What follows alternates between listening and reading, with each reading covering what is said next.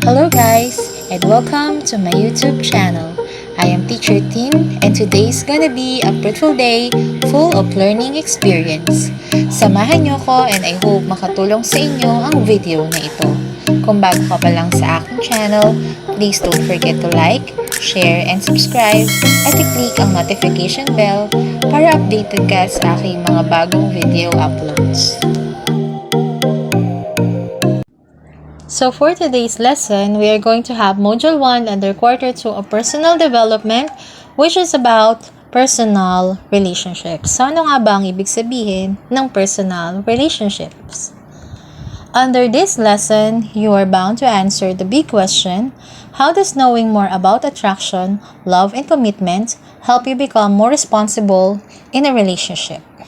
Later on, we are going to determine the difference between attraction, love, and commitment as they are equally important in becoming responsible when you are in a relationship. Now, here are the lesson objectives. 1.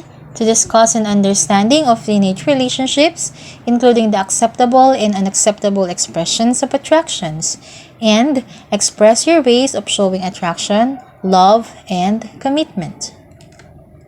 Here are some of the important terms that we have to go through before we proceed with our discussion. The first one is relationship. Relationship is a state of connectedness between people, especially an emotional connection. Relationship is also the way in which people feel and behave towards each other. So when we think that there is a special tie, a special bond that links you towards the other person, especially kung yung connection na yun has something to do with your emotions, then that could be called as a relationship. Relationship is broad and in general, and then we have personal relationship, which is a little more specific. When we say personal relationship, these are the relationships between people, especially those between friends, lovers, and family members. So this is the relationship that we have with our peers, yung ating mga kaibigan, with our partners, if we have your partner, your boyfriend, your girlfriend, and with our family members. Of course, that includes your mother, father, and your brothers or sisters. The next one is commitment. Commitment is the act of binding yourself intellectually or emotionally to a course of action and a message that makes a pledge. Commitment is a mutual agreement between two parties. When you commit yourself, it means that you agreed upon certain things that you have to maintain in a relationship. The goal of commitment is for each party to feel some sense of security and control. And we have to remember that commitment is only possible if there is trust. Kasi kung wala kang tiwala, then hindi ka po pwedeng mag-commit. Kasi kapag nag-commit ka sa isang relationship, that means na binibigay mo yung trust mo towards the other party. That he or she will do his or her part doon sa inyong napagkasunduan. Then we have love. Love is a strong affection for another arising out of kinship or personalities. We have many definitions of what love is. But the question is, do we really understand what love is? Kasi pag sinabi daw nating love, is a deep feeling of affection that oftentimes come from our personal ties. Primarily, love comes from our personal ties. And those personal ties includes whom? Of course, our family members, our lovers, and our friends. Okay. One good example of love is maternal love. When we say maternal love, this is the love of a mother for her children. Kasi sa pinaka-konkretong example daw ng pagmamahal, yung pagmamahal ng isang ina sa kanyang mga anak. Sabi nga nila, a mother's love is unconditional. It's immeasurable. Okay? And then we have the next one, which is attraction. Attraction is the act, power, or property of attracting. It may be because of the attractive quality, the magnetic charm, the fascination, allurement, or enticement. You may be attracted to a person because of their beauty, talents, and personality. So you see, ganun kababaw ang attraction. You feel that you are connected to the person kasi gusto mo kung ano yung nakikita mo sa kanya, sa kanyang katauhan. Pwedeng dahil maganda siya, matalino siya, or attractive siya para sa'yo kasi masayahin siya. That's merely attraction. Now, we have to remember that love entails attraction. Siyempre, bago mo sinabing mahal mo yung isang tao or minahal mo yung isang tao, it all begins with attraction. Okay? But, attraction can exist without love. Pwedeng mere attraction lang siya, but not necessarily love. Bakit? Paano nangyari yun? For example, gusto mo yung isang tao dahil maganda siya. What if beauty fades? Will love also fade away? Kasi pag nangyari yun, ibig sabihin, attraction lang siya talaga at hindi siya love. Because love goes beyond that. Then we have responsibility. Responsibility is the social force that binds you to the courses of action demanded by that force. It is actually a form of trustworthiness, or the trait of being answerable to someone for something or being responsible for one's conduct. Si responsibility ay kapatid siya ni accountability. Okay, so you have to be held responsible for one's conduct.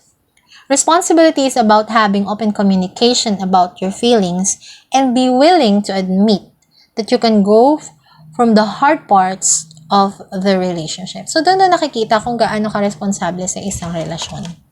After you were able to cope with the hard parts of the relationship and communicate your shortcomings with your partners. But what do we really mean by personal relationship? Actually, personal relationship refers to close connections between people formed by emotional bonds and interactions. And these bonds often grow from and are strengthened by mutual experiences. The concept of relationship is very broad and complex. In our model, personal relationships, yes, refers to the close connections between people formed by emotional bonds and interactions. But we have to remember that relationships are not static. They are continually evolving. And to fully enjoy and benefit from them, what we need is the skills, information, inspiration, practice, and of course, the social support. So, ganun po kabigat kapag sinabi nating personal relationship. Now, in our model, there are 3 kinds of personal relationships. Ano-ano yon? We have the first one, the family. The family, this is the most important kind of personal relationship. It is an essential component in any discussion of relationships, but this varies greatly from person to person. According to the Bureau of Census, family pertains to the 2 or more persons who are related by birth, marriage, or adoption and who live together as one household. Some typical characteristics of family are support, mutual trust, regular interaction, shared beliefs and values, security, and a sense of community. Though this may be how the Bureau of Census define family, however, there are many people who have family that they don't live with or to whom they are not bonded by love. And the rules of family vary across cultures as well as throughout your own lifetime. Noon kasi, we believe in the traditional concept of a family, that there should be a mother, father, and the children. However, habang tumatagal ang panahon, nagkakaroon na raw ng pagbabago yung ating konsepto pagdating sa kung ano ba ang ibig sabihin ng isang pamilya. The value of family extends to community, to sisterhood, and brotherhood. It encompasses the individual choices of who they call family, in accordance with the relationship they form. So, meaning to say, we can call anyone our family as long as we feel that our relationship with them goes with what it feels like to be family. Paano po yon? For example, in school, you can call your classmates as your family. Why? Because we have the characteristics of mutual trust, of regular interactions, maybe of shared beliefs and values, or as well as support. So that is how we see family, the concept of family, contrary with how we define family in the oldest form of human nature. Its definition has evolved considerably in the past 3 decades. But non-traditional family structures and roles can provide as much comfort and support as traditional forms. So we have to remember that similarly, non-traditional family can also provide the same love, the same feeling that a typical or a traditional family can provide. The second kind of personal relationship is the relationship we have with our friends. Our friends can be thought of as a close tie between two people that is often built upon mutual experiences, shared interest, proximity, and emotional bonding. Friends help you celebrate good times and provide support during bad times. They increase your sense of belonging and purpose. So, in choosing our friends, we have to choose wisely. Sabi nga nung isang quote, "Tell me who your friends are, and I will tell you who you are." Because our friends are simply reflections of ourselves. Kung sino yung lagi daw nating kasama, or kung sino yung mga taong pinili nating makasama, ay reflection kung anong pagkatao din tayo mayroon. Remember that friends are able to turn to each other in times of need. Dapat sila yung mga nandyan sa inyo, sasamahan kayo not only in good times, but most especially during bad times. Nicholas Christakis and James Fowler, social network researchers and authors of the book Connected, find that the average person has about 6 close ties, though some have more and many have only 1 or none. Note that online friends don't count toward close ties. Research indicates that a large online network isn't nearly as powerful as having a few close, real-life friends. Hindi porke nasa thousands ang friends mo sa Facebook, kaibigan mo na sila. Because real friends pertains to the few, close, and real-life people that you are encountering. Sila yung mga tinatawag nating tunay na kaibigan. Then we have the last one, which is the romantic partnerships. Romantic partnerships include marriage, and these are close connections and relationships formed between two people that are built upon affection, intimacy, and romantic love. If we will just go back to the first kind of personal relationship, as you will notice, there's always this characteristics of affection, trust. No. Only here in partnerships, meron na siyang tinatawag nating intimacy and romance. Romantic partnerships take time, practice, and complete trust. It's not simply emotions, but emotional integrity, which can be tested after you two surpass challenges together. So, sa isang romantic partnerships, hindi daw laging sunny days. There will be challenges. At doon daw nakikita yung tinatawag nating emotional integrity. Kapag nalampasan nyo na yung lahat ng challenges together. And after those challenges, pinili nyo pa rin ang isa't isa. So that is the third kind of personal relationship. Now we have here some acceptable ways to express your attraction. Of course, for us to form better relationship, especially romantic partnership, so there should be acceptable ways to express your attraction. The first one is to offer the gift of listening. Listening demonstrates attentiveness, caring, and respect. When you listen to the person, it means you care. It means nire-respeto mo kung ano yung kanyang nararamdaman. and you sympathize. It's more than just hearing, but trying to put ourselves in the shoes as we listen. Sabi nga ng isang paborito kong writer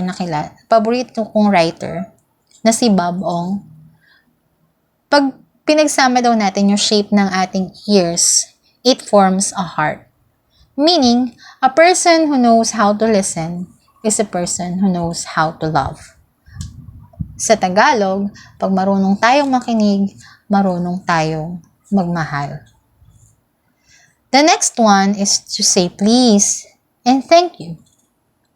Aside from its a sign of proper manners, it shows how appreciative and grateful you are toward things no matter how simple. Kailangan daw kahit yung mga simpleng bagay lang, marunong tayong magpasalamat because it shows how appreciative and grateful you are. Next is to tell your loved ones how much you love and appreciate them. I don't know kung ginagawa nyo to, pero dapat daw that from time to time, we tell our loved ones that we love them and that we appreciate them.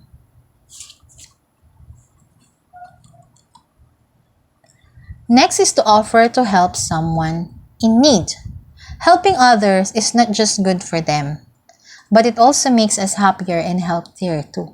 Akala natin pag tumutulong tayo, natutulungan lang natin yung iba. But in a way, natutulungan din po natin ang ating mga sarili because it makes us happier and healthier too.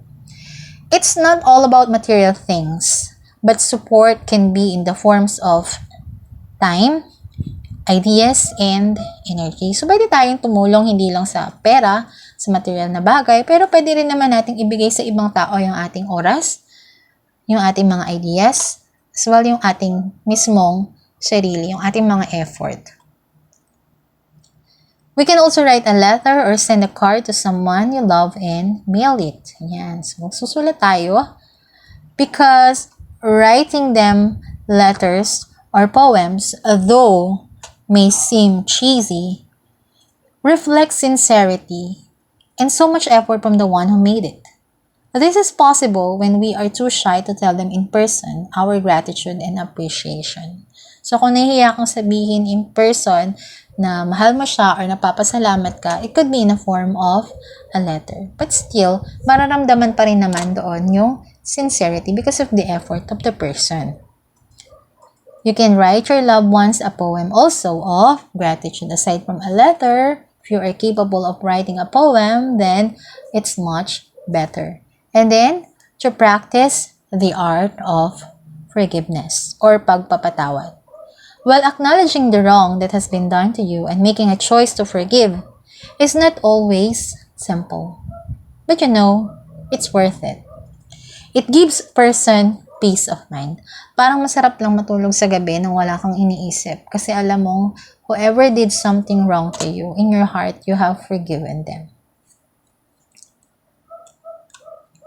Kung meron tayong mga acceptable ways to express attraction, syempre meron din tayong ilang mga unacceptable ways to express it, yung ating mga no-no. The first one is to acting that you own him or her. You don't have to act like he or she is your property, because the reality is that he or she is not. Actually, even if you are already in an exclusive relationship, yes, it may be a mutual choice to be together, but still, that doesn't mean that you own each other. Kasi tao siya. Hindi siya bagay na pwede nating gawing pag-aari natin or angkinin natin. So remember, we should not own anybody. And then, the second one is to act weird when you are with him or her. You just have to be real. Let the other person accept you the way you really are. A feeling that is built on pretension won't last. Remember that. You have to let your genuine self to come out. Kailangan natin magpakatotoo. Kung ano talaga tayo, yun ang ipakita natin. Hindi yung kung kailan tumatagal, mas dun pa nila nakikita kung ano talaga tayo and later on, na-disappoint lang sila. Kailangan matutunan nila tayong tanggapin from the beginning kung ano tayo talaga. Then we have obsession. Obsession is not good because it is often associated with extreme feelings, both positive and negative, like jealousy, that sometimes lead to violence. So, yung pagiging obsessed. Yung sobra-sobra na yung nararamdaman mo. Na dahil sa sobrang nararamdaman mo, it may lead to some ill effects. Like, yun nga, sa sobrang pagsiselos mo, nasaktan mo na siya. Okay? So, that is obsession. And then, lastly, to stalk him or her on social media. Stalking them on social media is not healthy. It is a clear manifestation that you already have your trust issues. When primarily, trust is one of the building blocks of a healthy relationship. Diba? Pag ini-stalk mo siya, ibig sabihin, may gusto kang malaman, may gusto kang alamin. Why are you going to do that? Kasi wala kang tiwala sa kanya. And without trust, you'll go no far in the relationship. So, stalking him or her on social media is a no-no. So, those are some of the unacceptable ways to express your attraction. We have to remember that personal relationships make up every relationship that fulfills a range of physical and emotional needs for you. These are necessary to maintain our well-being, so we have to learn how to develop and maintain them. But they will not develop suddenly. It will really take time. But above all, we have to keep in mind that this should be built upon loyalty, support, and trust. So this ends my discussion about personal relationships, and I hope you have learned something from it. And makita-kita ulit tayo sa susunod na discussion. Thank you and God bless you.